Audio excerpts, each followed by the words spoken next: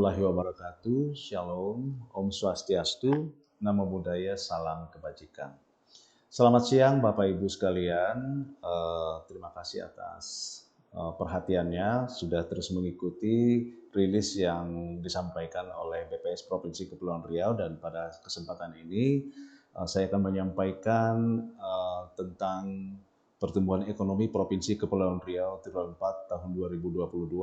Setelah baru saja kita mendengarkan rilis yang disampaikan oleh Kepala BPS Republik Indonesia tentang pertumbuhan ekonomi secara nasional.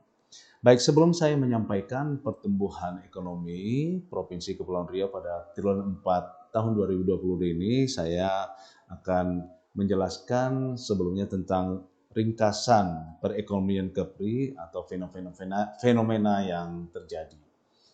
Yang pertama adalah bahwa kurangnya pasokan minyak mentah global ditambah dengan rencana pengenaan sanksi terhadap minyak Rusia diperkirakan akan memperketat pasokan menjelang akhir tahun ini.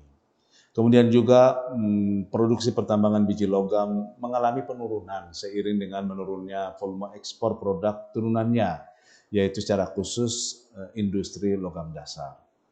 Pada tahun 2022, pemerintah mencabut izin usaha pertambangan yang tidak produktif, kemudian juga volume ekspor mengalami kenaikan yang didominasi oleh industri barang dari logam, komputer, barang elektronik, optik, dan peralatan listrik berkaitan dengan data dari penggunaan listrik dan gas kota yang terus meningkat.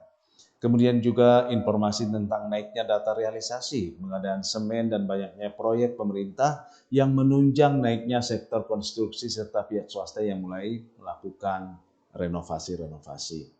Kemudian permintaan yang tinggi menyebabkan kategori perdagangan mengalami peningkatan. Hal ini karena mulai pulihnya perekonomian sehingga meningkatkan permintaan. Dan selanjutnya adalah transportasi, hotel, restoran, hiburan mengalami kenaikan yang signifikan seiring dengan peningkatan aktivitas masyarakat pada saat ini. Dan selanjutnya juga adalah angkutan laut meningkat drastis dibandingkan tahun lalu dikarenakan syarat vaksin sudah tidak berlaku di tahun 2022 ini. Dan juga jadwal angkutan laut yang semakin bertambah. Ekspor gas alam dan minyak mentah juga mengalami penurunan volume ekspor, dan dari sektor perikanan pada tahun 2022 mengalami kenaikan volume ekspor. Demikian Bapak Ibu beserta rekan-rekan media, fenomena-fenomena secara ringkas tentang perekonomian Kepri sepanjang tahun 2022.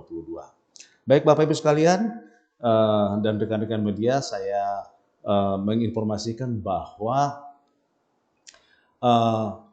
berbicara untuk triwulan 4, ekonomi Kepulauan Riau di triwulan 4 2020 ini sudah mampu tumbuh 6,40% kalau kita lihat year on year.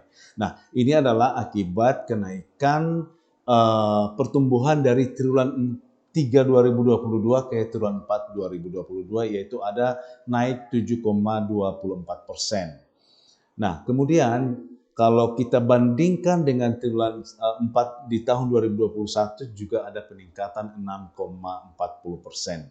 Jadi artinya menunjukkan bahwa kinerja ekonomi di Kepulauan Riau sudah menunjukkan adanya peningkatan yang signifikan, atau bisa dikatakan bahwa pemulihan ekonomi sudah terjadi. Sehingga dapat dikatakan bahwa pertumbuhan ekonomi Kepulauan Riau tahun 2022 sudah mampu tumbuh sebesar 5,09%. Nah, ini bisa kita lihat di layar bahwa kalau kita lihat PDRB secara total, Q2Q, yaitu triwulan 4 2022 ke triwulan 3 2022 tumbuh 7,24%. Kemudian year on year triwulan 4 2022 dibandingkan dengan triwulan 4 2021 tumbuh 6,40%, dan C2C artinya secara tahunan ke tahun 2022 dibandingkan dengan tahun 2021 mampu tumbuh 5,09%. Kemudian kalau kita lihat PDRB tanpa migas, ya, jadi kita tidak menggabung dengan PDRB dengan migas, maka pertumbuhan yang Q2Q-nya adalah 8,89%. Dan year on year itu sudah mampu tumbuh 10,78% dan C2C-nya 6,75%. Sehingga dengan demikian PDRB per kapita yang bisa kita peroleh adalah atas dasar harga berlaku adalah sebesar 141,68 juta rupiah. Kemudian jika kita lihat dari harga konstan tahun 2010 adalah sebesar 87,24 juta rupiah. Baik, Bapak Ibu dan rekan-rekan media sekalian, mari kita lihat grafik laju pertumbuhan ekonomi Q2Q sejak tahun 2018 sampai tahun 2022. Kita lihat dalam posisi di tahun 2020 dan 2021 ada pertumbuhan yang minus, itu adalah di masa-masa pandemi. Bahkan di triwulan 2 tahun 2020 kontraksi hingga minus 7,56%.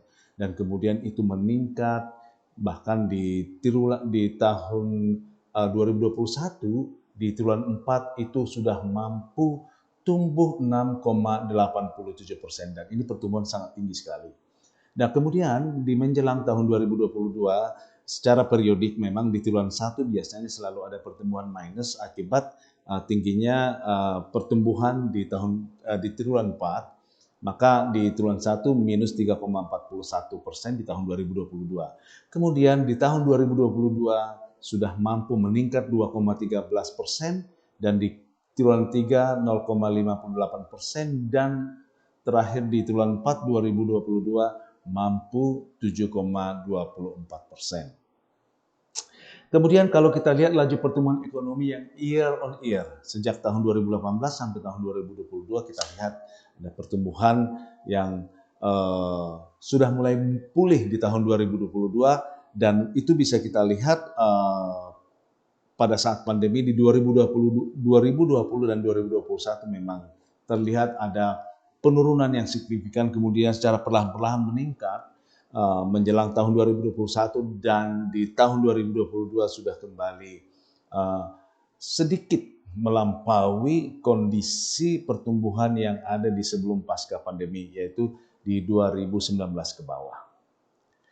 Selanjutnya Bapak Ibu sekalian, saya akan menyampaikan share pertumbuhan dan andil pertumbuhan PDRB Kepulauan Riau menurut kategori. Baik, kategori pertama adalah industri pengolahan, itu adalah merupakan kategori yang memberikan kontribusi terbesar. Jadi di tahun 2022 kontribusi dari industri pengolahan itu sudah mampu menjadi sebesar 40,81%. Kemudian diikuti kategori yang kedua adalah konstruksi dengan memberikan kontribusi sebesar 19,21%. Pertambangan dan penggalian 12,58%. Perdagangan besar eceran reparasi mobil dan sepeda motor kontribusinya sebesar 8,83%. Diikuti dengan pertanian, kehutanan, perikanan yang kontribusinya 2,99%. Jasa keuangan dan asuransi 2,56%, informasi dan komunikasi 2,50%, administrasi pemerintahan, pertahanan dan jaminan sosial wajib 2,33%, transportasi dan pergudangan 1,91%, penyediaan akomodasi dan makan minum 1,58%, jasa pendidikan 1,35%, real estate 1,09%, pengadaan listrik dan gas sebesar 1,06%, jasa kesehatan dan kegiatan sosial 0,86%, jasa lainnya 0,25%, pengadaan air, pengelolaan sampah, limbah dan daur ulang itu 0,10%, dan jasa perusahaan sekitar 0,00%. Jadi memang persentasenya tidak terlalu kelihatan signifikan, tapi yang jelas ada nilainya dari jasa perusahaan. Kemudian dari kelompok kategori ini, masing-masing kita lihat pertumbuhannya. Jadi hampir semua mengalami pertumbuhan pertumbuhan positif kecuali pertumbuhan minus yang ada di sektor di kategori pertambangan dan penggalian yang sebesar minus 7%. Kemudian juga di sektor jasa kesehatan dan kegiatan sosial itu minus 0,02%. Dan ini bisa dipahami bahwa kenapa ada minus, karena ini adalah mengacu kepada tahun-tahun sebelumnya.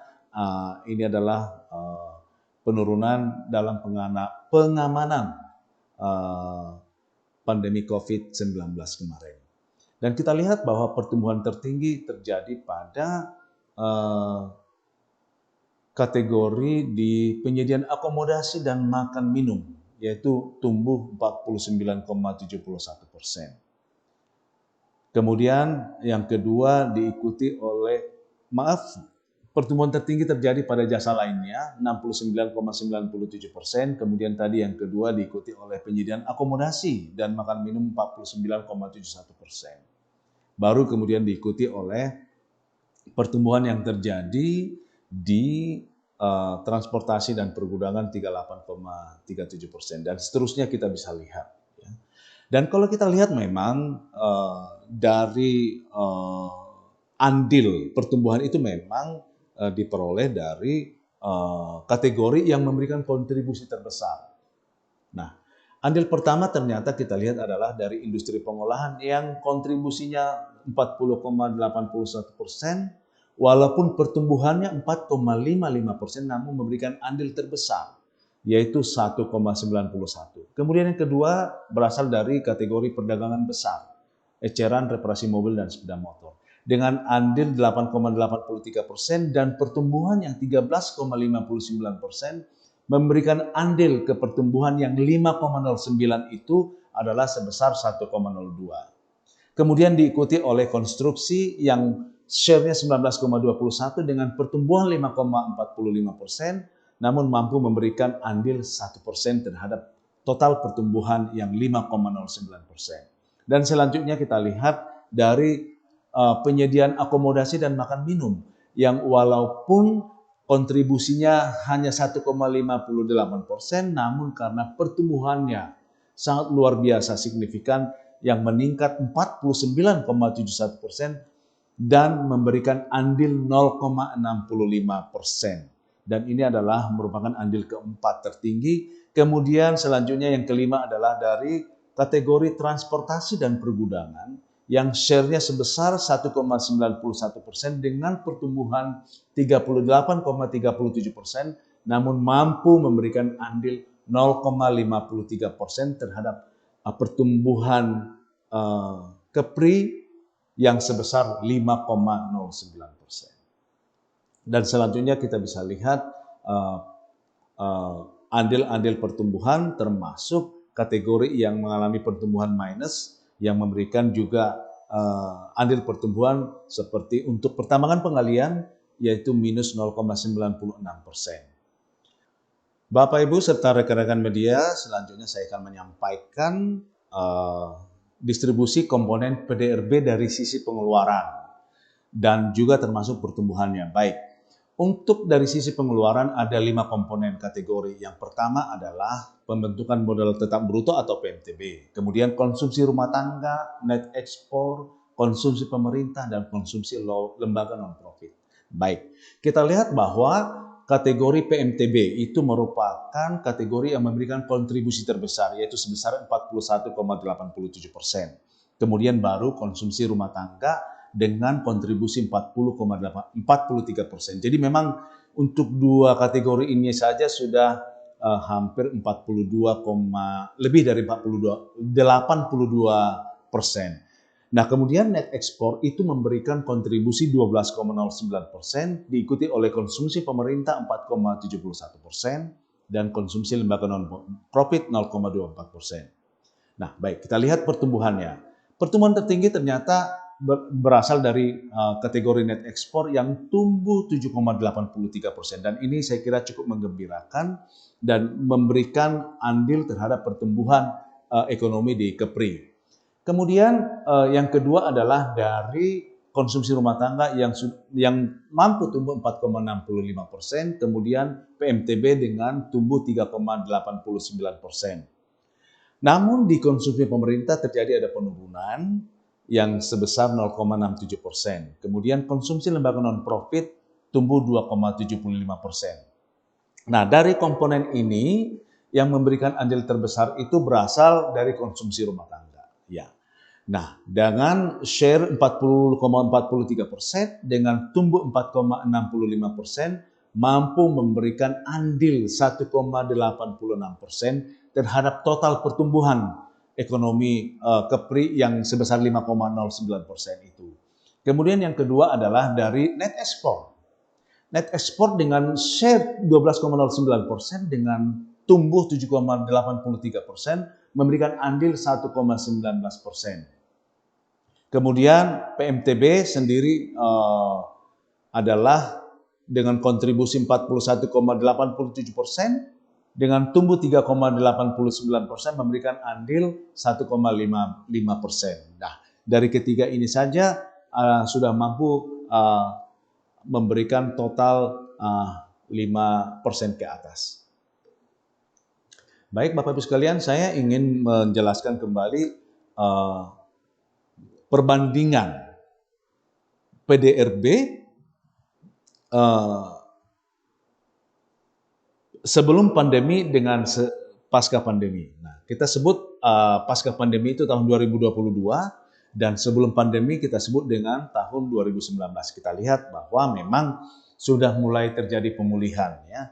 Dengan perbandingan yang pertama adalah dari kategori pertanian.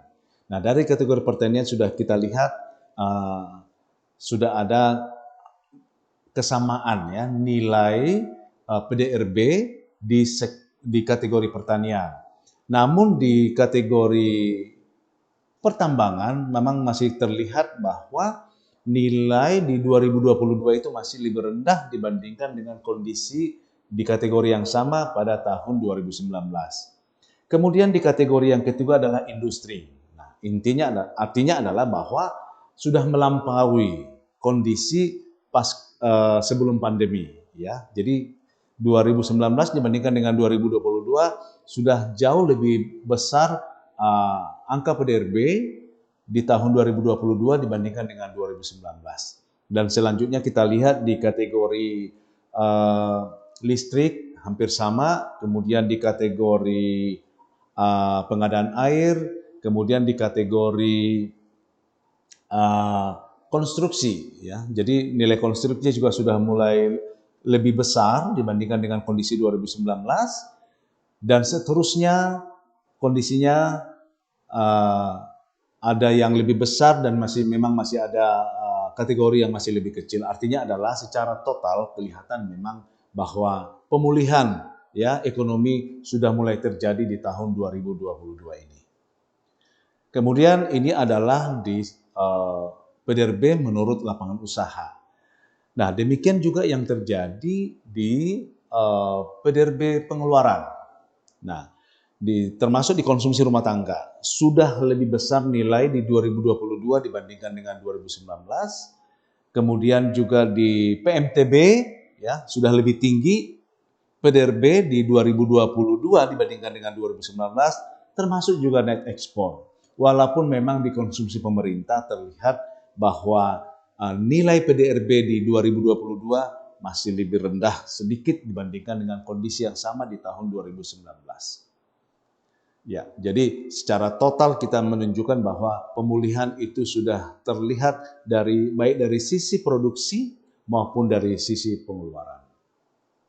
Baik Bapak Ibu sekalian, saya ingin menyampaikan bagaimana perbandingan pertumbuhan ekonomi. Ya, kita lihat di tahun 2021, ya pertumbuhan ekonomi Kepulauan Riau yang sebesar 3,43% berada pada peringkat 19, ya setelah Maluku Utara, Papua, Sulawesi Tengah, Yogyakarta, Bangka Belitung, Kalimantan Barat dan seterusnya, ya. Dan terendah kita lihat Provinsi Bali masih mengalami kontraksi atau penurunan sebesar 2,46%. Ini adalah perbandingan di tahun 2021. Bagaimana dengan tahun 2022?